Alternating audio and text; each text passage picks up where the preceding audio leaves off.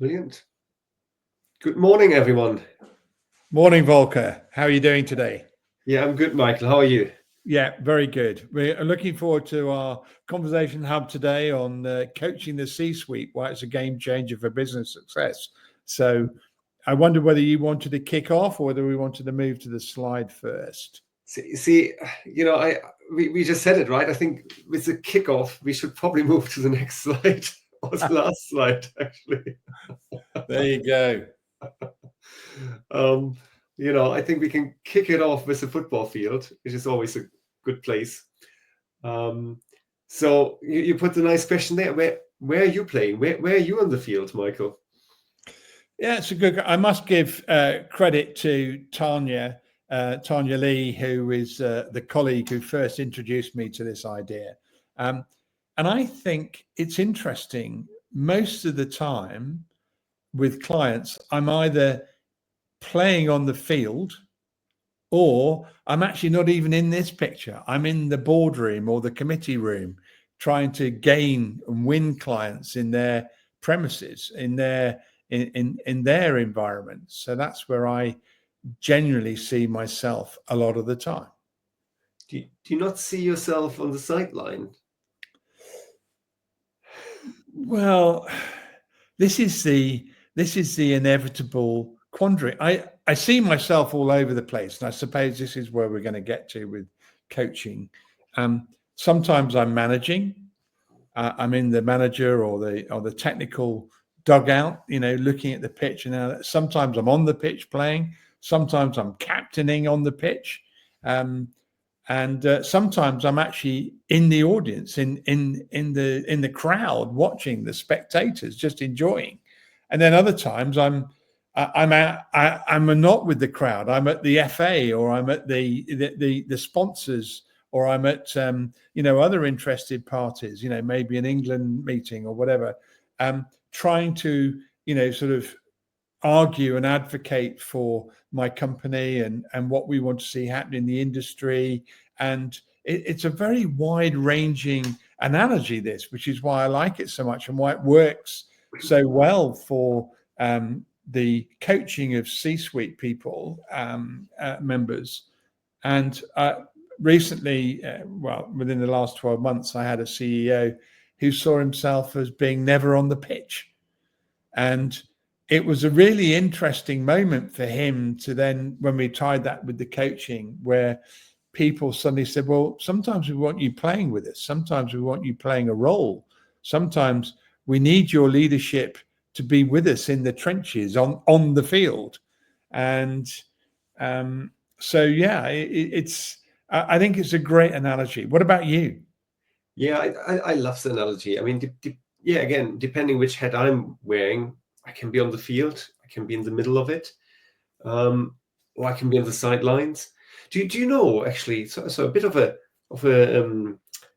tangent here, but I think it's in the NFL. They have a coach puller. I think they call him. I don't know what the official name is, but they have someone who runs behind the coach to pull the coach back to not run onto the football field, which is quite funny.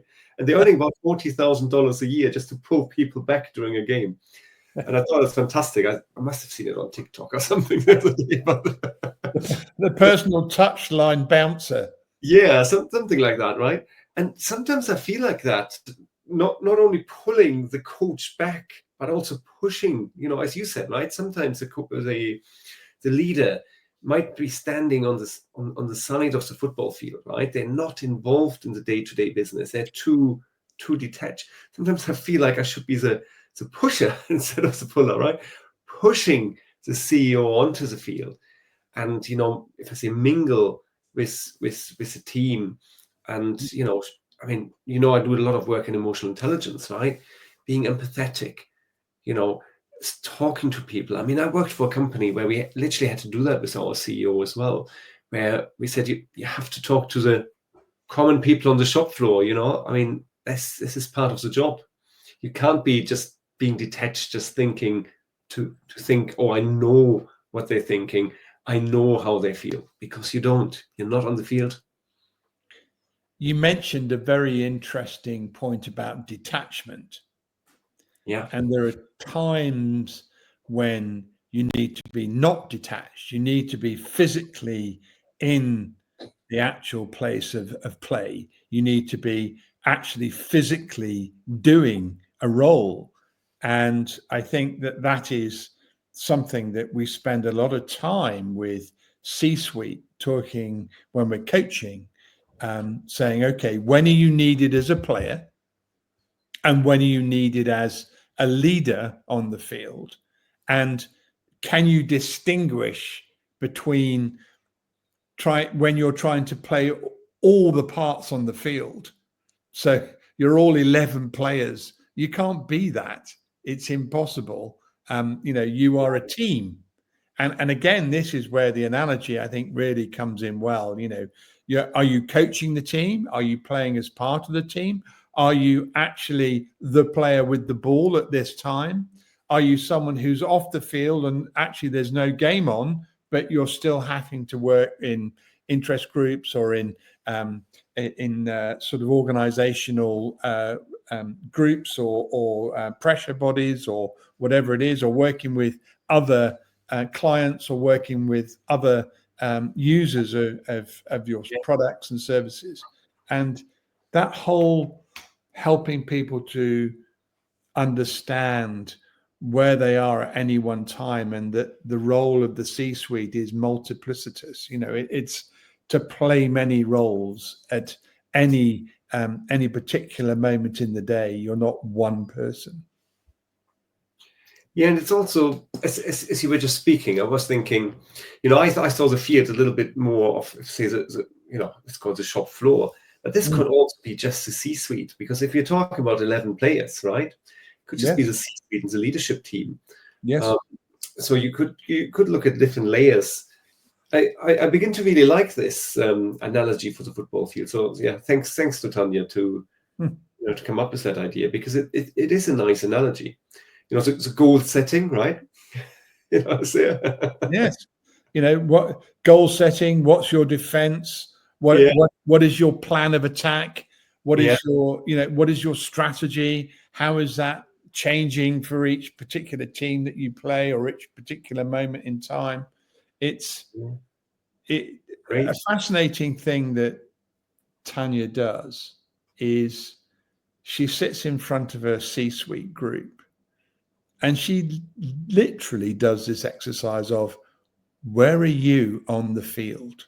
Yeah. It's one of those things that we learn as we coach.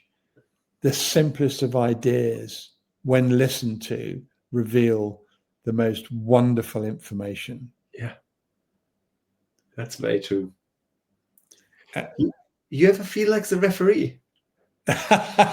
Well, I think that's that. What about you? Do you feel like the referee? So sometimes you're in the middle of the field and you don't feel like a player. You just feel like the person that has to tell them all off. Which isn't the coach's job, right? The coach shouldn't tell off. The coach should help them to reflect. But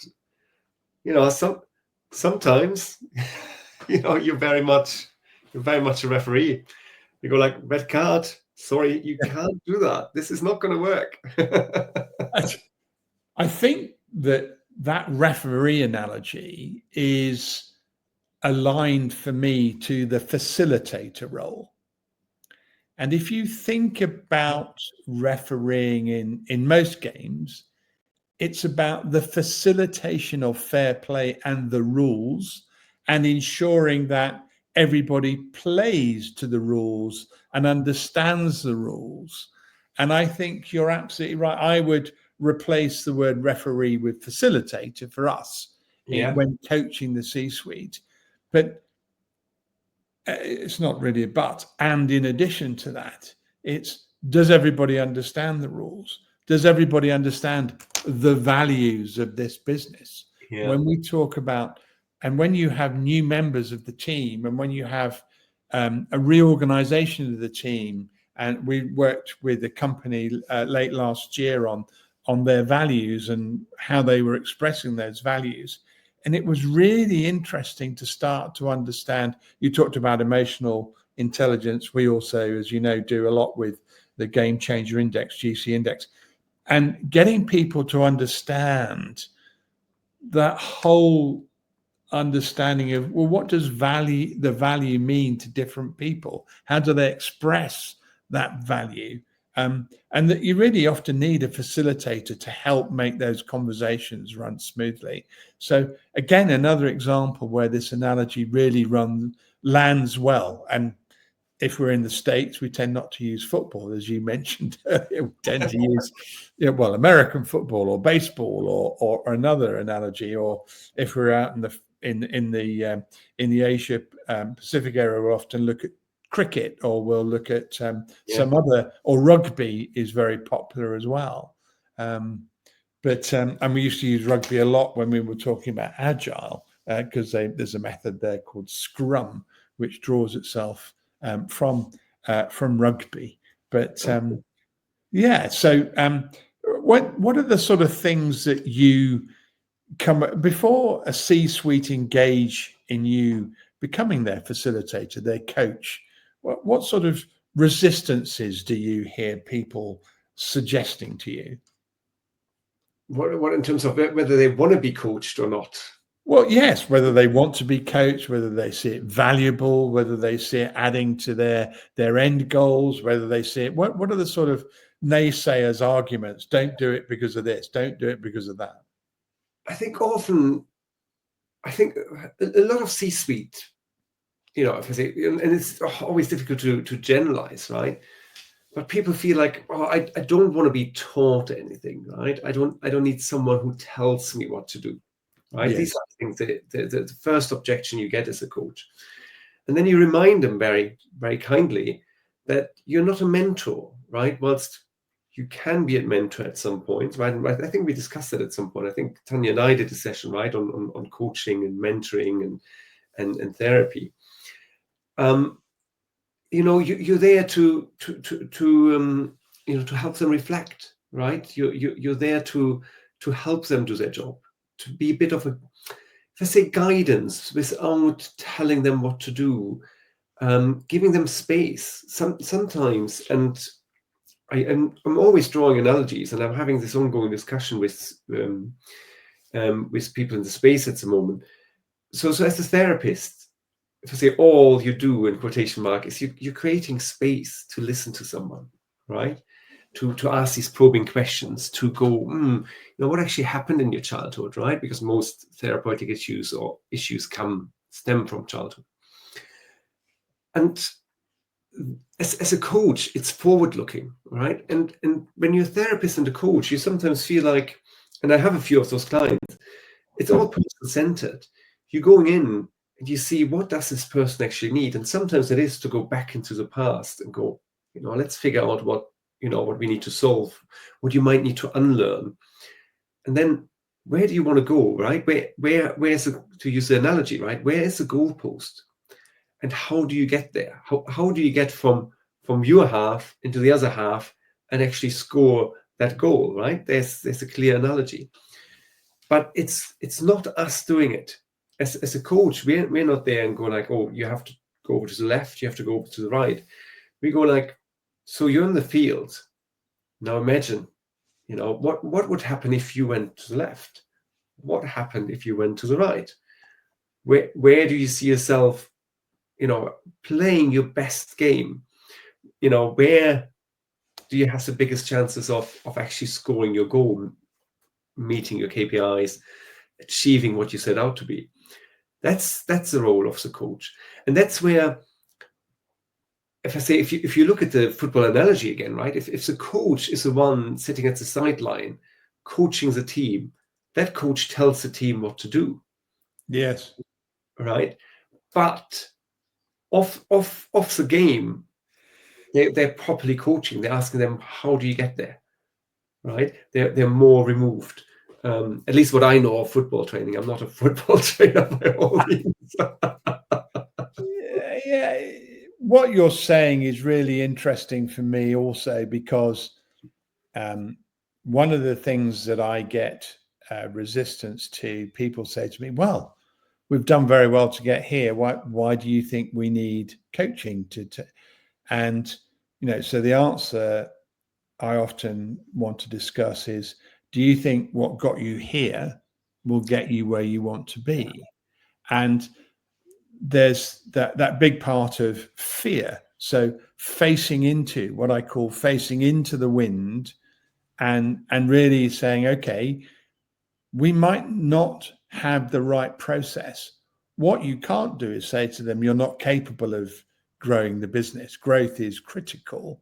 And what coaching, I think, does is identify new potentials, or identify areas of potential that have not been exploited, and allows the C-suite and particularly CEOs to then take the leadership team. Well, actually, it doesn't always have to be the C-suite. It could be a divisional leadership team, but to take that leadership team and say, okay, what are the potentials that we're not accessing?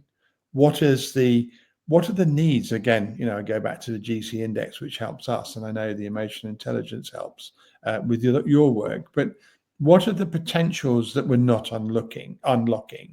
What is the kinetic energy we are not releasing into this growth, into this business? And I feel very much that I think while you can, I like the mentoring coaching thing, while you can, of course, mentor people and help them understand how they attain the skill, I think it's also encouraging people to explore their own potential and say, okay, well, how do you want to do this?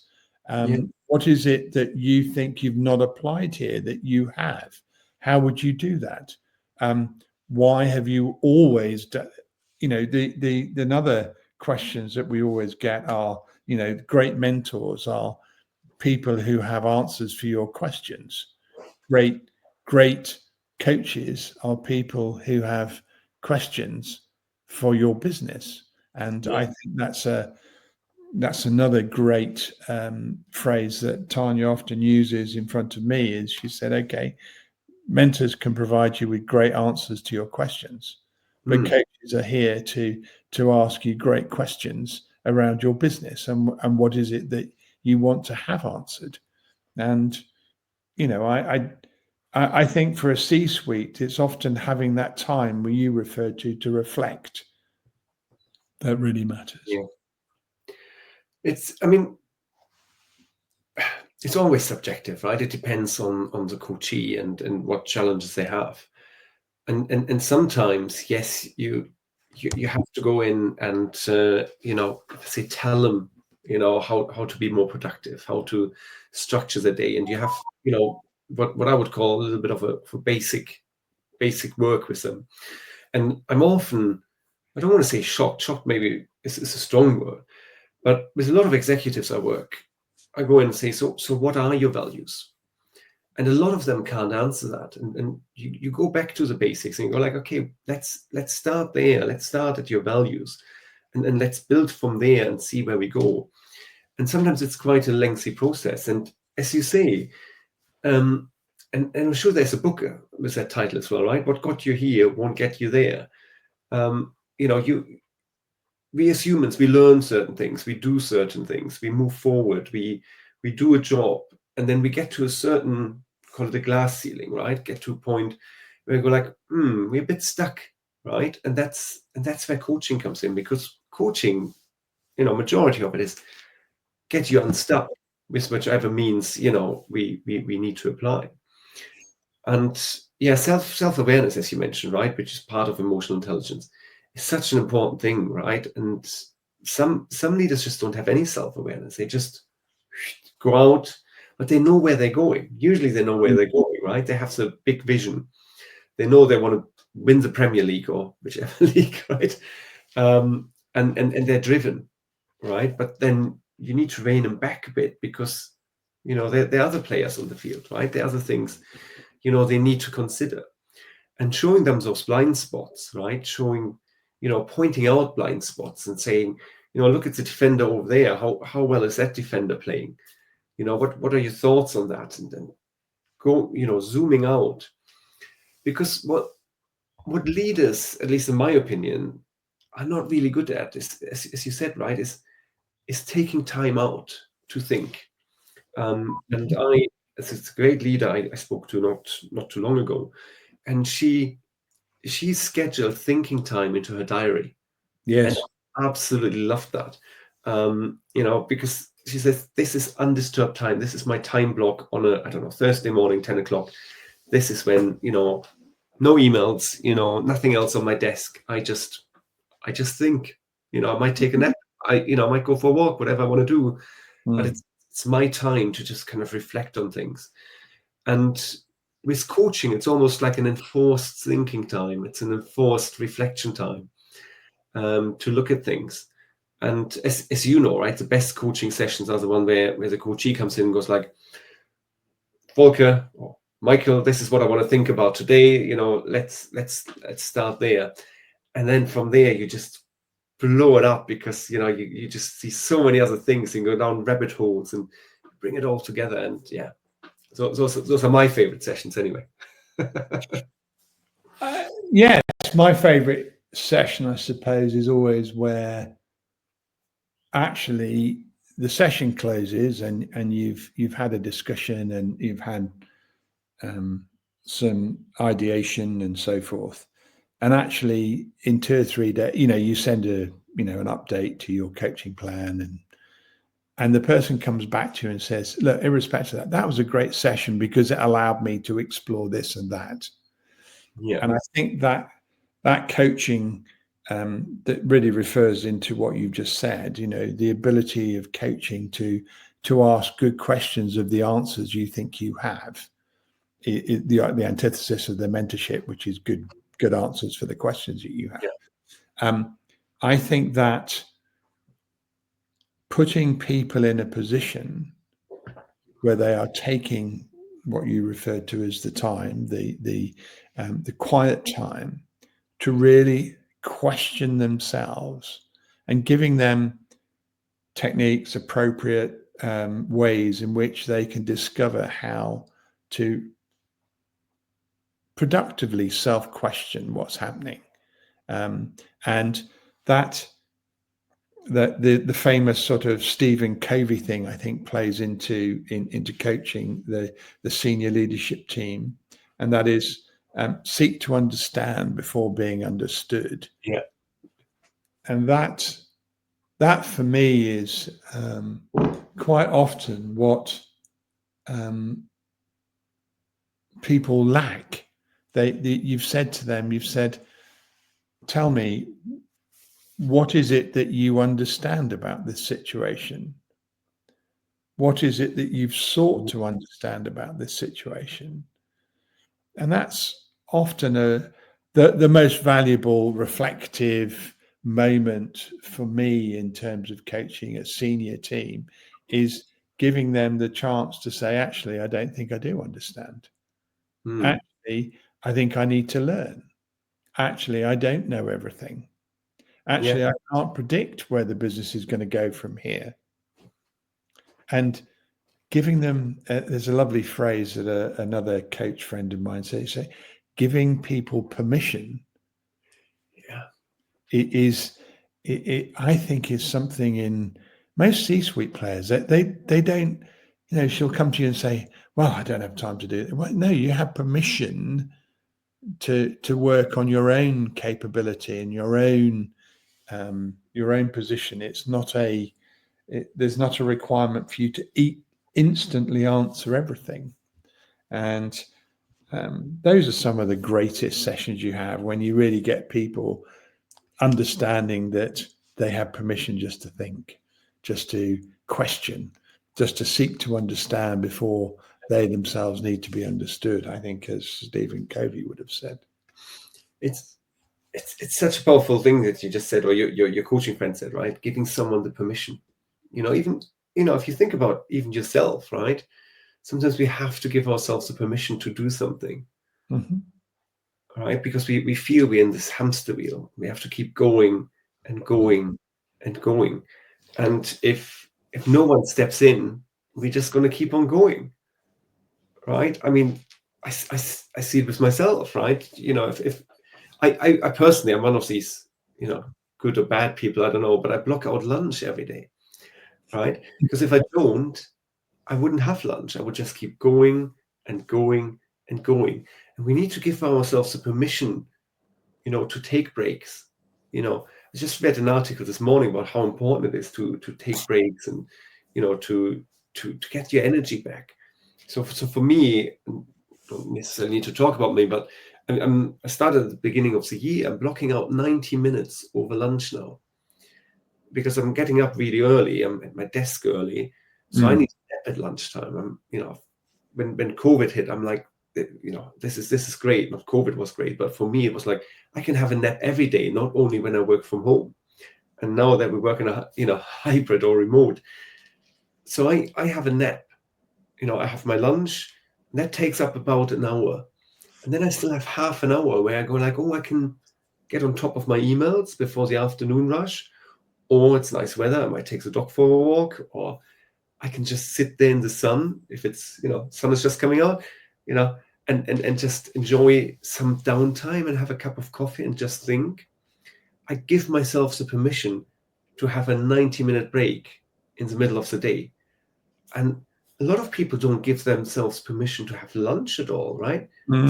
At their desk, we constantly need to push harder and harder and harder. And that's not going to work. No.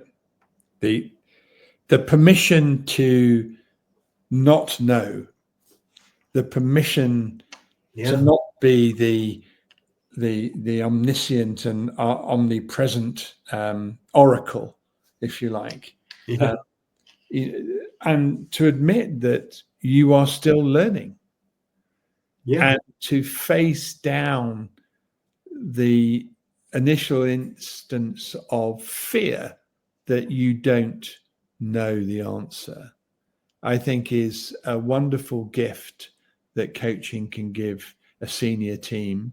And I would, for my money, when asked about the resistance, I feel often it is a resistance that we don't want to let people, we don't want to tell people. It's a bit like a Wizard of Oz. It's almost like behind the curtains, this great big, we're running the business, but really, we're juggling a lot of things here you don't understand. Well, actually, they're juggling a lot of concerns and a lot of unspoken fears. I think that often comes up. I think the other thing is, well, do we need to be on the pitch? Surely that's not our job to be on the pitch. Well, actually, my experience of talking to second and third level senior people below the exco is quite often they'll say they're just not playing the game. They're just not in the game. They're not. Where's their pound of flesh? What are they giving to this problem of growth that we have? And I think, that's often something that comes out, that they don't want to start that initially.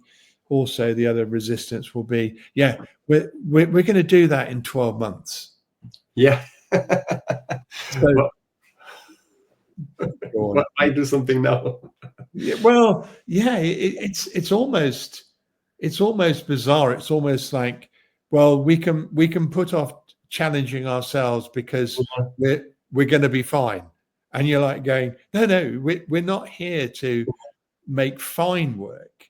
We're here to help you discover and apply the potential and the passions that you have to make it more than fine, to make it excellent. And there's, of course we would say this being coaches, but I sometimes find that, I had a case where someone was flying the Atlantic. I mean, every month, business class. So every month they're spending, £6,000 on tickets. And so they're spending £72,000 a year just on airlines, and probably more. Probably it was $100,000 a year. And their concern was, do we have £100,000 to invest in the development of the exec?